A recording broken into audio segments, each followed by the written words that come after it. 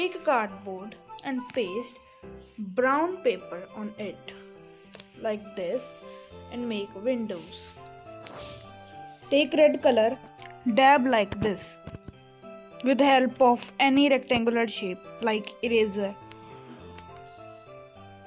Take 3 sticks and stick on the back. Join them on the cardboard with the help of glue gun. Paste angel and star. Make other characters like kings, Mary and Joseph, and shepherds. And paste them. After pasting the characters, decorate it. Then it will look like this.